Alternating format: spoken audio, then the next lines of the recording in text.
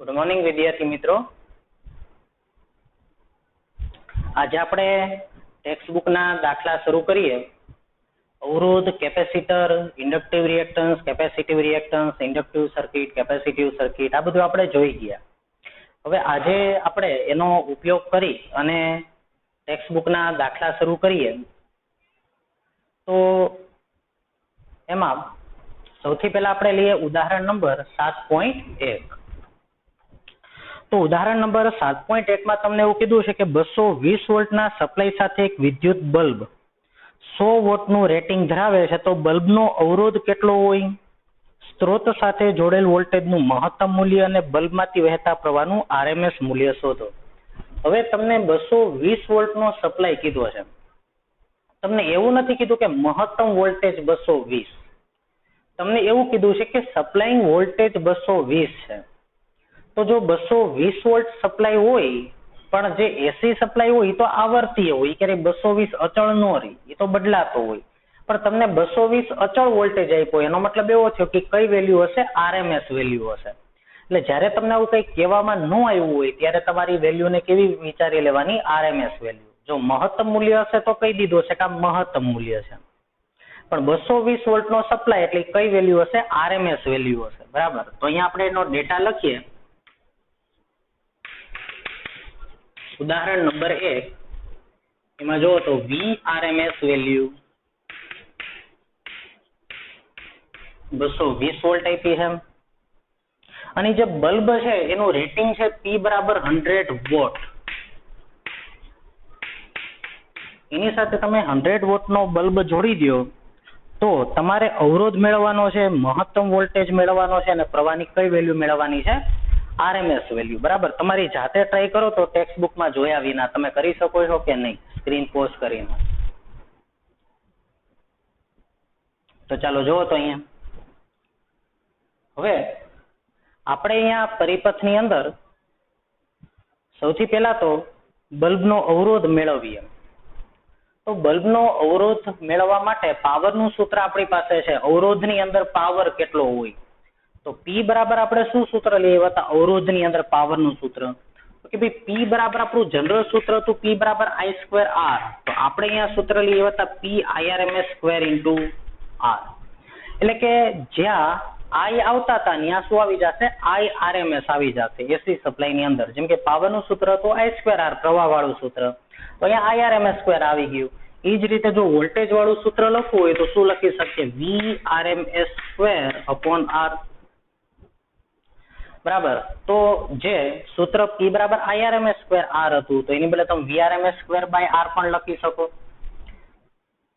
બરાબર છે. એનું કારણ એ છે કે આપણી પાસે જે સૂત્ર હતું, બરાબર, પહેલો દાખલો છે એટલે આપણે થોડુંક અહીંયા સમજીએ. IM બરાબર શું હતું કે VM/R. મેં તમને એવું કીધું હતું પ્રવાહ બરાબર વોલ્ટેજના છેદમાં અવરોધ, તો મહત્તમ પ્રવાહ બરાબર મહત્તમ વોલ્ટેજ છેદમાં અવરોધ. બે બાજુ વર્ગમૂળમાં 2 વડે ભાગાકાર કરો તો શું આવશે, અહીંયા વર્ગમૂળમાં 2 તો અહીંયા વર્ગમૂળમાં 2. તો જો તો આને IRMS કહેવાય, આને શું કહેવાય, VRMS. તો IRMS બરાબર શું થાય, VRMS/R. તો અહીંયા મૂકો તો IRMS ની બદલે VRMS/R મૂકો તો VRMS²/R². બરાબર. VRMS ઇઝ ઇક્વલ ટુ અહીંયા શું લખાય, VRMS²/R² R. તો શું સૂત્ર બન્યું, જો તો VRMS²/R.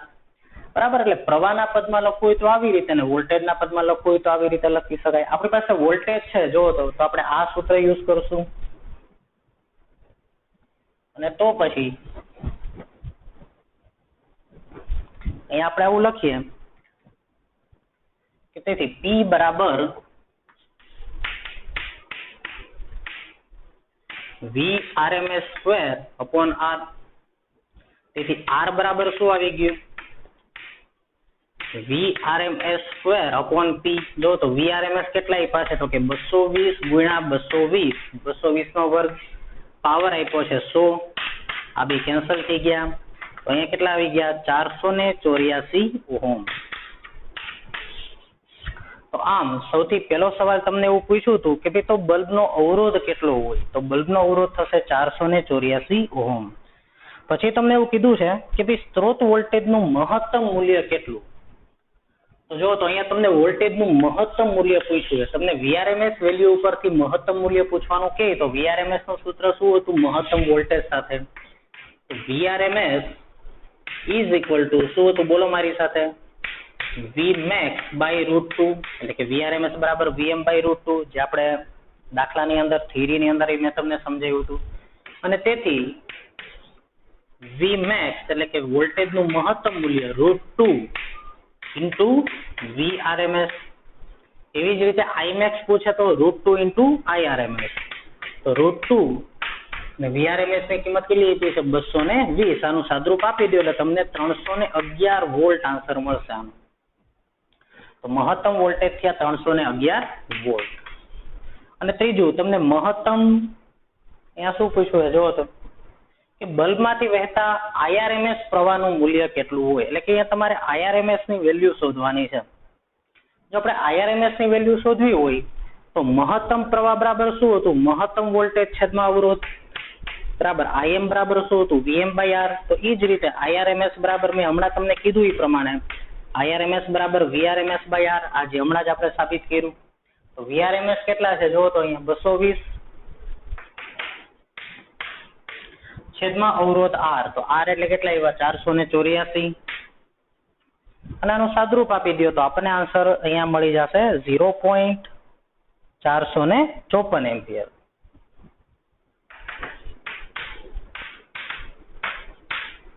બરાબર. તો આ રીતે આપણે ઉદાહરણ નંબર 1 સોલ્વ થશે.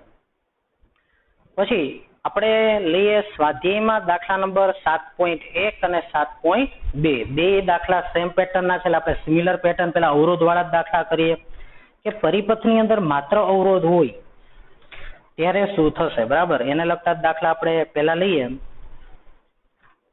તો જો તેમાં સ્વાધ્યાયમાં દાખલા નંબર 7.1 ની રકમ વાંચો તમે તો એમાં એવું કીધું છે કે ભાઈ 200 વોલ્ટ અને 50 હર્ટ્ઝ એસી સપ્લાય સાથે 100 ઓહમનો અવરોધ જોડ્યો છે.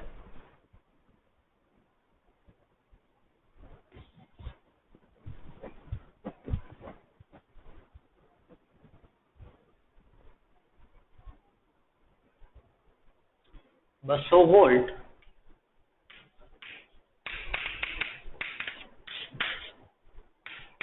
બરાબર VRMS is equal to 200 volt અને 50 હર્ટ્ઝ. આવૃત્તિને હું F કહી દઉં. 50 હર્ટ્ઝ એસી સપ્લાય સાથે 100 ઓહમનો જો તમે અવરોધ જોડી દો તો પરિપથમાંથી વહેતા RMS પ્રવાહનું મૂલ્ય શોધવાનું છે. એક પૂર્ણ ચક્ર દરમિયાન ખર્ચાતો કુલ પાવર આપણે શોધવાનો છે. તો અહીંયા આપણે કુલ બે રાશિઓ આપણને શોધવાની કીધી છે. બરાબર. તો આપણે અહીંયા બેની વેલ્યુ આપણે મેળવીએ કે એક ચક્ર દરમિયાન ખર્ચાતો પાવર કેટલો હોય એ આપણે મેળવવાનો છે અને IRMS ની વેલ્યુ મેળવવાની છે. બરાબર. તો IRMS ની વેલ્યુ મેળવવા માટે આપણે હમણાં જ જોઈ ગયા એ પ્રમાણે IRMS બરાબર શું થશે VRMS/R. તેથી સૌથી પહેલા આપણે અહીંયા લખીએ IRMS is equal to VRMS/R. તો VRMS જો તો અહીંયા કેટલા આપ્યા છે 200. અવરોધ કેટલો આપ્યો છે 100 is equal to 2 એમ્પિયર. અને બીજું કે અહીંયા આપણને એવું કીધું છે કે એક પૂર્ણ ચક્ર દરમિયાન ખર્ચાતો પાવરની વેલ્યુ કેટલી હોય. બરાબર. તો અહીંયા આપણે સરેરાશ પાવર મેળવવાનો છે. તો અવરોધની અંદર સરેરાશ પાવર 0 નહોતો. ઇન્ડક્ટર અને કેપેસિટરની અંદર સરેરાશ પાવર 0 હતો. તો બોલો અહીંયા સરેરાશ પાવરનું સૂત્ર શું હતું IRMS² ઇન્ટુ R. આવું આપણે સૂત્ર લઈએ એવા હતા. તો ઇઝ ઇક્વલ ટુ બોલો તો IRMS² ઇન્ટુ R. તો IRMS ની વેલ્યુ કેટલી આવી 2. તો 2 નો વર્ગ અહીંયા કેટલો આવી ગયો 4. અવરોધ કેટલો આપ્યો છે 100. તો કેટલા આવશે 400 વોટ. બરાબર. તો અહીંયા આપણને આન્સર મળી ગયો 400 વોટ. પછી સ્વાધ્યાયમાં 7.2 ની રકમ વાંચો.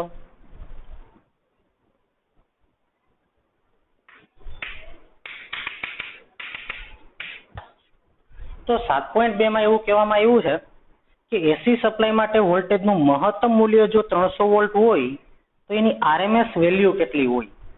બરાબર. વોલ્ટેજનું મહત્તમ મૂલ્ય તમને 300 આપ્યું છે. તો એની આરએમએસ વેલ્યુ કેટલી હોય? Vmax is equal to 300 volt. તો Vrms ની વેલ્યુ કેટલી હોય? બોલો તો Vrms અને Vmax વચ્ચેનો સંબંધ શું હોય? તો Vrms is equal to Vmax by √2. તો Vmax ની વેલ્યુ કેટલી આવશે? √2 with multiply Vrms એટલે કે 300. અને આનું સાદુરૂપ આપવાથી આપણને આન્સર મળી જશે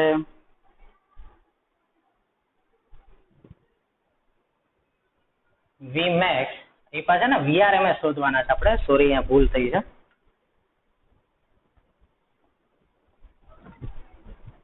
તો Vrms ની વેલ્યુ આપણે મેળવીએ તો Vmax કેટલા આપ્યા છે અહીંયા? 300 by √2. અને આનું સાદુરૂપ આપવાથી આપણને જવાબ મળે છે 212.76 વોલ્ટ. બીજું વાંચો શું કીધું છે 7.2 માં. એસી પરિપથમાં પ્રવાહનું આરએમએસ મૂલ્ય જો 10 એમ્પિયર હોય તેનું મહત્તમ મૂલ્ય કેટલું હોય? બરાબર. જો આરએમએસ બરાબર 10 એમ્પિયર હોય તો Imax કેટલા? એવું આપણે પૂછવામાં આવ્યું છે. જો વાંચો ફરીવાર. આરએમએસ મૂલ્ય 10 એમ્પિયર હોય તો મહત્તમ મૂલ્ય કેટલું હોય? બોલો તો IRMS અને Imax વચ્ચેનો સંબંધ જેમ આમાં હતો એ જ રીતે IRMS બરાબર શું આવી ગયા? Imax by √2. તો Imax બરાબર શું આવશે? IRMS into √2. 10 into √2 એટલે કેટલા આવશે? 1.41. તો અહીંયા આવી ગયા 14.1 એમ્પિયર. આ તો સ્વાધ્યાયમાં 7.2. ચાલો ફરી પાછા આપણે ઉદાહરણમાં આવી જઈએ. હવે આપણે ઇન્ડક્ટર વાળા દાખલા શરૂ થશે. તો ઉદાહરણ નંબર 7.2 માં જુઓ તો તમે ઉદાહરણ નંબર 7.2. તો 7.2 માં જુઓ તો પેલા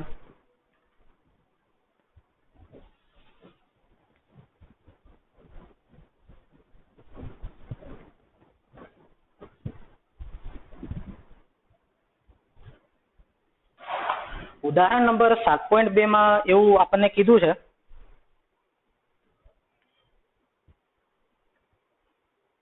કે 25 મિલી હેનરી નું એક ઇન્ડક્ટર છે.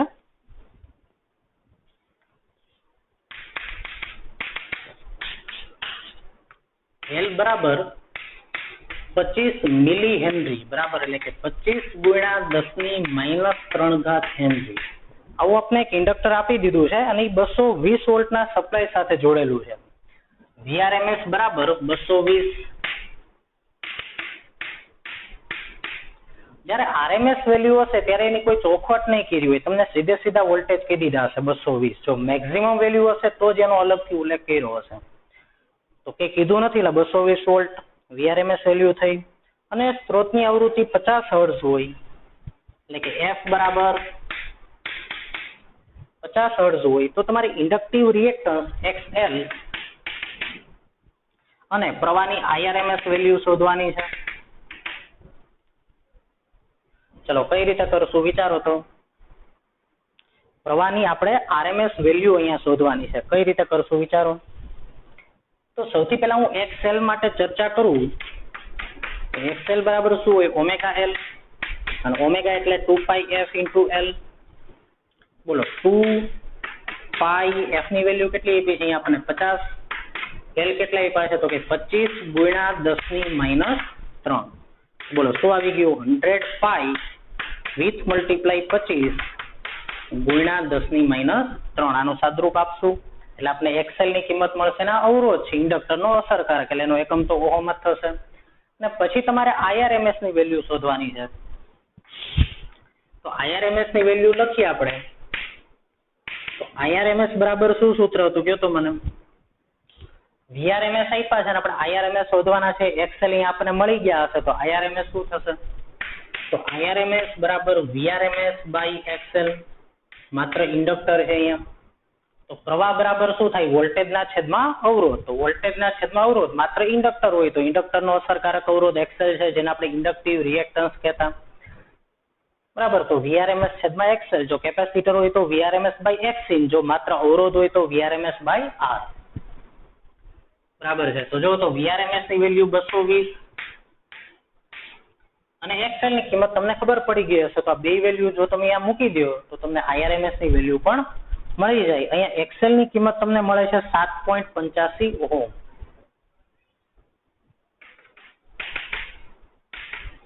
અને આ કિંમત જો તમે અહીંયા મૂકી દો તો આપણને IRMS ની અહીંયા વેલ્યુ મળી જાય છે 28 ઓહમ. 28 ઓહમ. બરાબર. તો આ તો આપણું ઉદાહરણ નંબર 7.2. હજી આપણે ઇન્ડક્ટર ને લગતો દાખલો કરીએ તો એ આપણે લઈએ સ્વાધ્યાયમાં 7.3. જો તો રકમ વાંચો તો સ્વાધ્યાયમાં 7.3 ની એ દાખલો પણ ઇન્ડક્ટર ને લઈને છે.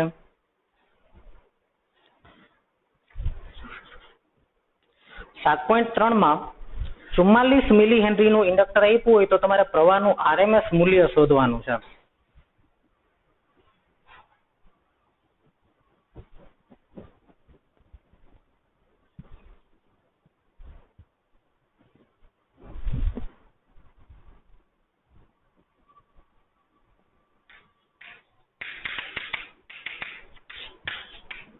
સ્વાધ્યાયમાં 7.3 220 વોલ્ટ અને 50 હર્ટ્ઝ.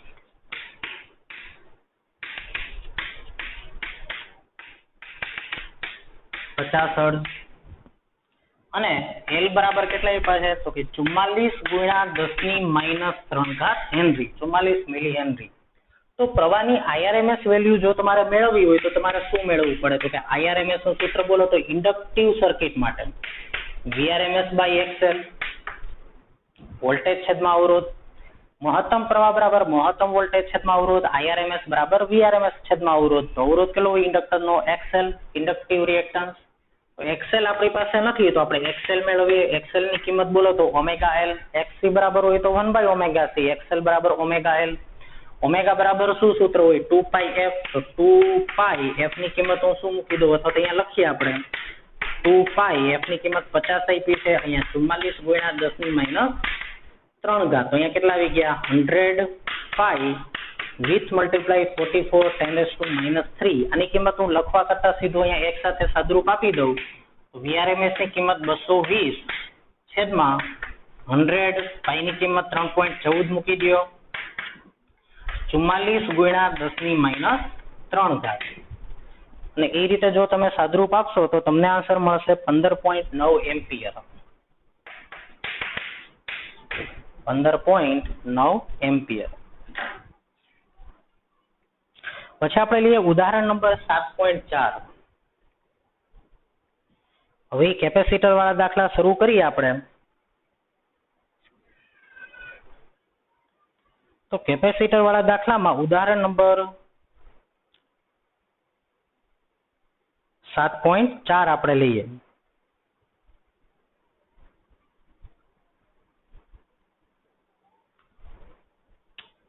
ઉદાહરણ નંબર 7.4.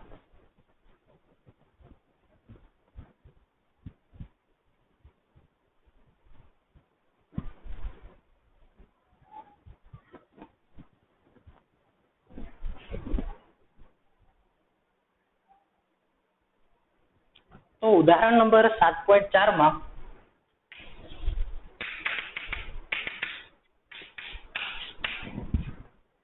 $250 વોલ્ટ 50 હર્ટ્ઝના સ્ત્રોત સાથે 15 માઇક્રોફેરેડ નું કેપેસિટર જોડી દીધું હોય તો કેપેસિટિવ રિએક્ટન્સ અને પ્રવાહનું RMS વેલ્યુ મેક્સિમમ વેલ્યુ શોધવાની છે. અને જો તમને એવું કહેવામાં આવ્યું છે કે જો આવૃત્તિને બમણી કરવામાં આવે તો કેપેસિટિવ રિએક્ટન્સ અને પ્રવાહના મૂલ્યો પર શું ફેર પડે.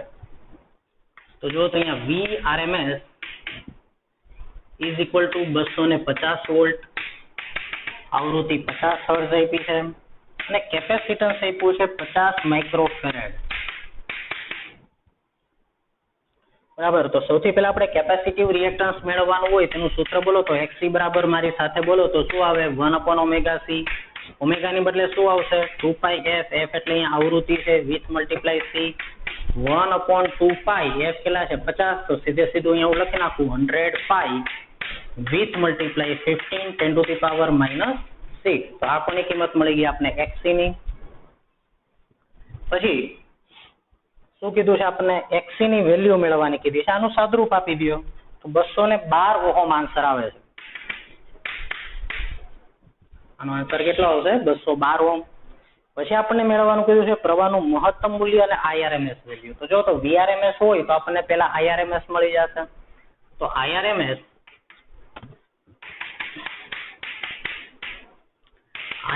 બરાબર શું થાય VRMS ના છેદમાં પ્રવાહ બરાબર વોલ્ટેજ છેદમાં અવરોધ. તો અહીંયા કેપેસિટિવ સર્કિટ છે તો કેપેસિટર નો અવરોધ કેટલો હોય XC. VRMS આપ્યા છે 250. બોલો XC ની વેલ્યુ. XC બરાબર કેટલા આવ્યા 212. તો અહીંયા હું લખી નાખું 212. તો આન્સર આવશે 1.04 એમ્પિયર. અને આપણે મહત્તમ પ્રવાહ મેળવવો છે તો મહત્તમ પ્રવાહ જો આપણે મેળવવો હોય તો મહત્તમ પ્રવાહનું સૂત્ર શું હોય IRMS મળી ગયા હોય તો IRMS is equal to Im by √2. તો Im is equal to IRMS into √2 1.04 with multiply √2 એનું સાદરૂપ આવવાથી 1.47 એમ્પિયર. 1.47 એમ્પિયર આનો આન્સર આપણને મળે છે. પછી તમને એવું કહેવામાં આવ્યું છે રકમમાં કે જો તમે આવૃત્તિને બમણી કરો તો શું થશે. જો તો અહીંયા આવૃત્તિ f કેટલા છે અહીંયા 50. તો અહીંયા 100 આવ્યા. આવૃત્તિ બમણી હોત તો અહીંયા 100 હોય. 50 ના 2 ગણા 100 તો અહીંયા 200 પાઈ આવશે. અને અહીંયા 200 પાઈ આવ્યા અને 200 પાઈ એટલે કે એના તો 200 પાઈ આવવાથી શું થાય છેદમાં 2 એક વધારાના આવી ગયા. 2 ગણી આવૃત્તિ કરી એટલે અને તો અવરોધ કેટલો આવશે આનો અડધો. કેમ કે આવૃત્તિ 2 ગણી જો આવૃત્તિ છેદમાં છે આવૃત્તિ 2 ગણી કરીએ તો XC અડધા થશે. તો XC ની વેલ્યુ અડધી થશે ને XC ની વેલ્યુ અડધી થાય જો તો આ વેલ્યુ અડધી થાય અવરોધ અડધો થાય તો પ્રવાહ ડબલ થશે.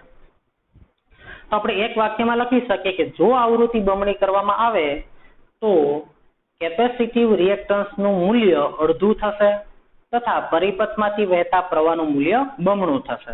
બરાબર ડેટા લખો હોય તો લખી શકીએ XC બરાબર 212 ના અડધા લખી નાખો બરાબર છે 106 અને પ્રવાહની કિંમત તો કેટલી આવશે 5 તો અહીંયા કિંમત આવી જશે 0.52 એમ્પિયર. બરાબર એવું આપણે લખી શકીએ.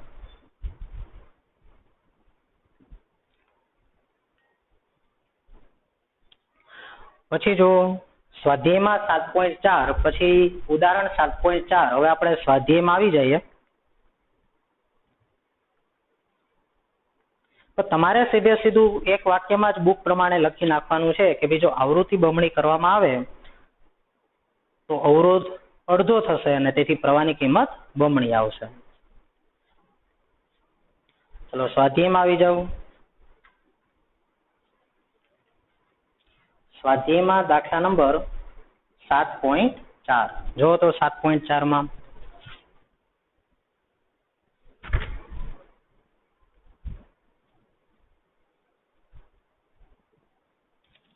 સ્વાધ્યાયમાં 7.4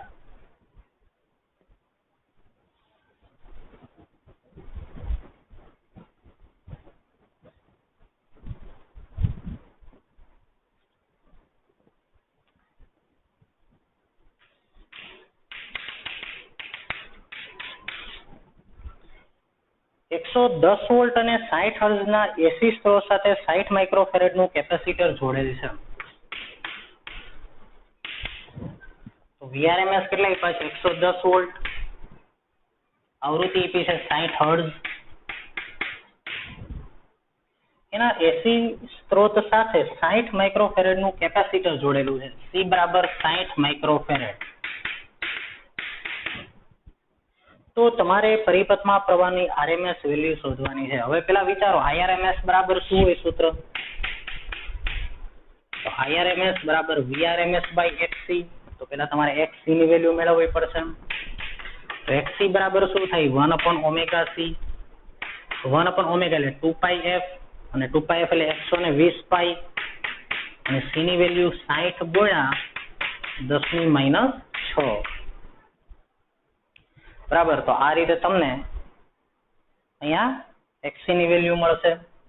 અને હવે VRMS કેટલા આપ્યા છે તમને 110 છેદમાં અહીંયા XC નું તમે સાદરૂપ આપી દો ને XC ની જે કઈ વેલ્યુ આવે અહીંયા મૂકી દો તો IRMS ની વેલ્યુ આપણને મળી જાય છે 2.4 એમ્પિયર 2.4 એમ્પિયર બરાબર. તો અત્યારે આપણે જે કેપેસિટિવ ઇન્ડક્ટિવ અને અવરોધકને લઈને જે કંઈ પણ આપણે કન્સેપ્ટ સમજ્યા એને લગતા મેં તમને આજે દાખલા કરાવ્યા છે. આ દાખલા કરવાથી તમારું કામ પૂરું નહીં થઈ જાય, તમારે વધારાના પ્રેક્ટિસમાં દાખલા કરવા પડશે. જે તમને મટીરિયલ આપ્યું છે સોફ્ટ કોપી એમાંથી તમારે વ્યવસ્થિત આને લઈ અને આના પ્રેક્ટિસ માટેના દાખલા કરજો.